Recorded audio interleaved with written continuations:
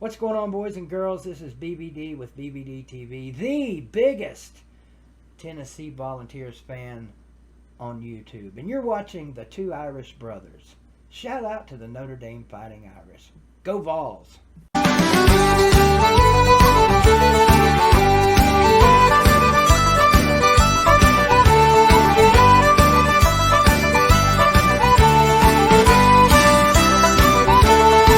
How's it going, everyone? I'm ND Sean 45. I am Irish Benjamin 57. And together we make up the Two Irish Brothers show. And by now, you guys know the routine. Give us a like, smash that subscribe button in the bottom right-hand corner, and give this show a little love. We sure would appreciate it. So this week, coming up on Saturday, the Irish have the Georgia Tech Yellow Jackets at home, and a very special day, Ben. It is Senior Day in South Bend. Yep, the Ramblin' Wreck this year is Senior Day. And what a wreck is Georgia Tech season this year. Holy crap. What is that record? That is what, a 3-7 record, I want to say? Yep. It is, yeah. Record. Losses to Clemson, Pittsburgh, Virginia Tech, Miami, and Northern Illinois. Cool.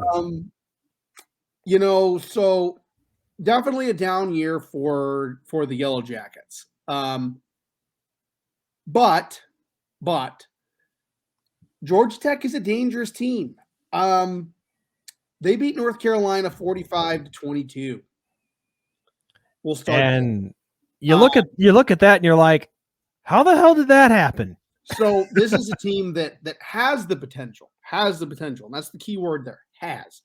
But this is a team that we will see points. I mean, they put up points.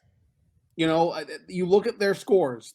45 against North Carolina, 31 against Duke, 40 against Virginia, 30 against Miami. I mean, they can put up points. 45 against Kennesaw. I mean, obviously that's an FCS school, but they can put up points. I mean, they can if they want to, and if they're given an opportunity. So, once again, Notre Dame defense got to come to play. Well, and also another thing too with Georgia Tech, and I know we've discussed this in the past, like when we've been doing a like a season preview video or whatever. Georgia Tech, they're still in the middle of a transition with their offense too, because for decades they always ran a triple option, and we always thought that Navy was the king of the triple option and a pain in the butt. Georgia Tech took it to the high tier level with the triple option. Oh yes, and it was always a pain in the ass to go up against. So they were a very gritty team to play against, but now they've completely abandoned the triple option, going with an RPO offense. I'm not exactly sure how long they've been going with the RPO, but it's clear that they're still trying to get a handle on it. And let's just face it, any team, no matter who they are, when you go from one offense to another, there is a period of time where it takes adjustment. It takes them getting used to, and you're going to struggle. Yeah.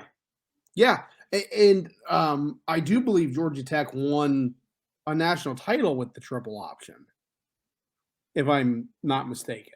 Well, that's what I do believe. But yeah, so Georgia Tech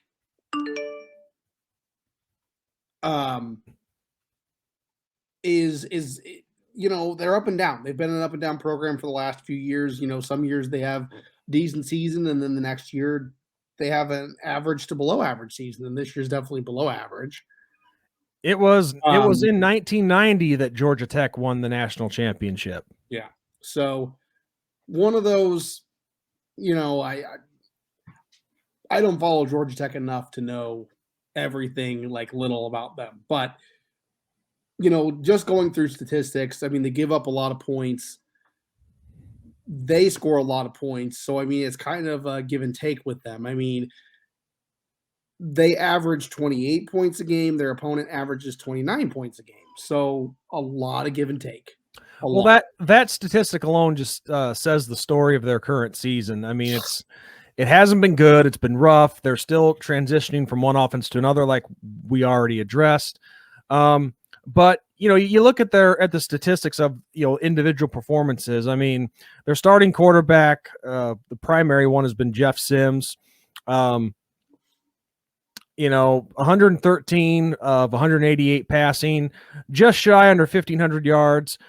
He has 12 touchdowns, but 7 picks. Yeah. And their line is shaky, like our line. I mean, the line has given up 24 sacks total between the two quarterbacks that have started, like Jet starting, not, a couple other guys that have been thrown in there here and there. But I mean, it's a lot of give and take with them. Like I said, I'm not trying to sound like a broken record, but I mean, all their yardage, rushing and passing, it's all very close to the same as their opponents. I mean, It is only like a 20-yard difference between them and their opponents in rushing. It's like a 300-yard difference between passing between them and their opponents. So it's a lot of give and take. Yeah. But Notre Dame is not a give and take team. This is going to be Notre Dame dominates. This has to be. And I think Notre Dame does dominate this game because Georgia Tech's too up and down. Yeah, and with as good as our defense has been, and as well established as they've been, I mean, look what they were able to do against Virginia without Kyle Hamilton. Now, of course, I hope Kyle Hamilton plays because you need all the firepower you need that you can have on defense.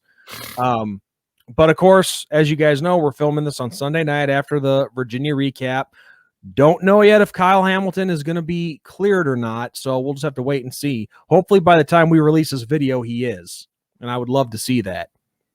But yeah, I mean, one of the lone bright spots, well, I shouldn't say lone. I mean, there's been a few bright spots, but the one that really stands out for Georgia Tech is running back Jahmyr Gibbs. He's been having a pretty good season. 687 yards rushing on 129 attempts, good for a 5.3 yards a carry average, a long run of 71 yards, and he has 4 touchdowns. But that may not sound like a lot, but when you look at the Georgia Tech rushing game and just looking at the numbers up and down, their rushing touchdowns are pretty well spread out between a lot of different guys here. I mean, you got their backup running back, Jordan Mason, who's contributed with 361 yards and 1 touchdown. Jeff Sims, the quarterback, he gets it done on the running game as well, and he has 4 touchdowns. Dante Smith, another one of their running backs, he's just shy under 300 yards with 4 touchdowns. So again, it's very well spread out. The running attack can come from pretty much anyone in their offensive backfield. Yeah. And that sounds basic, I know, but that's not always the case with some teams. Yeah, no, there's normally like clear cut. This is the guy you have to watch out for. And for for Georgia Tech, they spread the ball around a lot. I mean, that's what happens. That's what happens when you play 2 Techs back to back. Yeah. But yeah, so the ball is definitely spread out a lot. I mean, even going down the receiving core. I mean, 1, 2, 3, 4, 5, 6, 7, 8, 9, 10, 11, 12, 13 different guys, 14 different guys have caught the ball for them. So, I mean, they really spread the ball around. But yeah, on the defensive side of things, Georgia Tech turns the ball over a bunch. I mean, they have, 5 total turnovers that they have acquired. So that's they have 3 interceptions they've gotten, and then 4 fumble recoveries. So that'd be 7. And then they've given up. Wait, did you say 5 picks and 4 fumbles? No. 3 picks and 4 fumbles. Oh, okay. I thought you said 5 picks. Yeah, no, so you got to work on your math there, buddy. Yeah, I'm pretty bad at math. And then giving up 8 to their opponents. Kyle Hamilton alone has 3 interceptions to Georgia Tech's 3 across their team.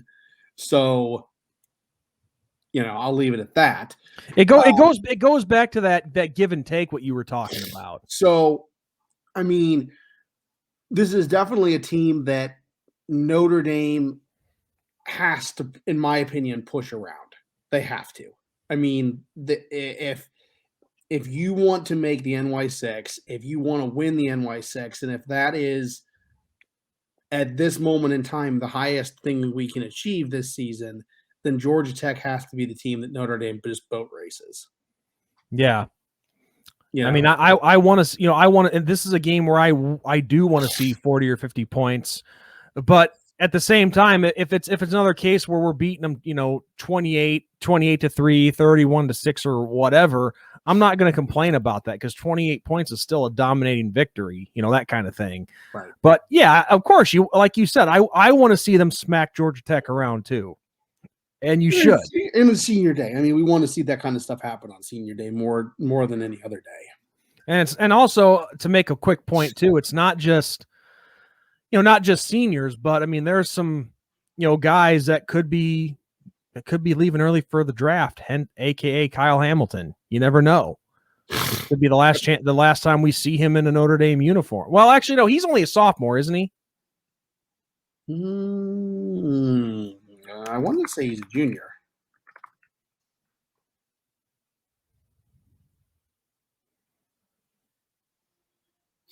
I mean, I'm sorry, man. I forget. He's a junior. Junior. Okay. Yeah. There's a lot of talk that he could go pro after his junior year, and the way his stock has been, has continued to grow, could be the last time we see him in a Notre Dame uniform in South Bend. Yep. So it's not only seniors that we're saying goodbye to and thank you. It's other guys that could be going pro early. But yeah, so I mean, it's a special day with the guys that are going out. You want to see them go out in style, and what better way to do that than with a big victory over a team that you are more than capable of pushing around. Right. Exactly. So, but to talk a little bit more about Georgia Tech, because we didn't really talk about any names as far as the receiving core goes, but it's on here it looks like running back Jahmyr Gibbs leads the way with receiving yards, but talking about actual receivers here, let's see, where is it at here? I just had it, damn it, I hate it. Okay, as far as actual receivers go, it looks like Malachi Carter leads the way as far as yards go with 465 and 2 touchdowns. But in the touchdown department, and this is where both these guys are pretty similar as far as stats go, but touchdowns being the big difference. Kyrick McGowan, 33 catches, 454 yards, 7 touchdowns. So He has been the go-to guy as far as receiving touchdowns go. But still, there's a lot of guys in this Georgia Tech offense that, like we said earlier, that you can go to, and the receiving game is no different. Yep. So yeah, I just wanted to point that out there because you know me, Ben. I like to cover all the facets of the game here: right. passing, rushing, and receiving. Yeah. So. Yeah. No, and it's this is Georgia Tech's big game. They got Notre Dame. The highest ranked opponent they'll play all year, no matter what happens. So, they're going to bring it. They're going to bring it. Exactly, because their season's over. There's no postseason for them. Right, and they got us and Georgia to finish their season. So yeah, you got your season. I'm sorry, so, and those 2 games are going to be your toughest 2 games of your entire season. And I'm not usually one who gets cocky, but they're gonna feel the wrath of going up against 2 top 10 teams to finish the year. Yeah. I hate being cocky, but it's just. I mean, look, I always try my best to show respect to the opponent. Yep, always. But the way Georgia Tech's season has gone, the scores and the numbers don't lie. I mean, that dictates everything. I mean, yeah, these kids are playing their hearts out, I'm sure, but the the trend of them getting smacked around, it's definitely going to continue with us. And of course, everybody expects me to say that because, well, we're never going to predict Notre Dame to lose. We're always going to. Not only is it us being homers, it's also a fact at this time. Yes. I mean, statistically, Notre Dame is leaps and bounds better than Georgia Tech. We're going to smack them, and Georgia's going to smack them. All right. So, all right. And speaking of smacking around, I'm just going to get right to my prediction. I'm going to say Notre Dame 42, Georgia Tech 14. Notre Dame 42, Georgia Tech 0. Oh, going with the goose egg, huh? On senior day, too. Well, that very well could happen because, senior day, like I said, everyone's going to want to give their absolute best and go out with a bang. So that goose egg is very much a reality. So we'll have to see. Well, and all I know is hopefully at this point, at the time of releasing this video, hopefully we're at least number 8 in the playoff rankings. If we're higher, I will love it. I'd say 7 or 6. That's what you really think we could get that high? Yeah, I think so. Or that we're this high at this point. I could see it. But of course, some people are going to hear that and say, "No, you guys are just that high, thinking you're actually going to be ranked at that spot." Ha ha ha ha ha. Yeah, whatever. Sorry, guys, I don't do anything. So, on that note, Ben, is there anything else you would like to add? Got nothing. Well, I guess I should add this. I will be in Chicago this Saturday watching the game, visiting a good buddy of mine who lives up there, and ironically is a Wisconsin Badger fan, so I hope he doesn't kill me too much for what happened earlier in the season. But he was there at Soldier Field when that happened. Yeah. So I will be in the Windy City on Saturday, and hopefully, well, I'm pretty confident I will be enjoying a Notre Dame victory over Georgia Tech. So on that note, everyone, I am ND Sean 45. I'm Irish Benjamin 57. And as we always say, good night, God bless, go Irish. Go Irish. Beat Georgia Tech.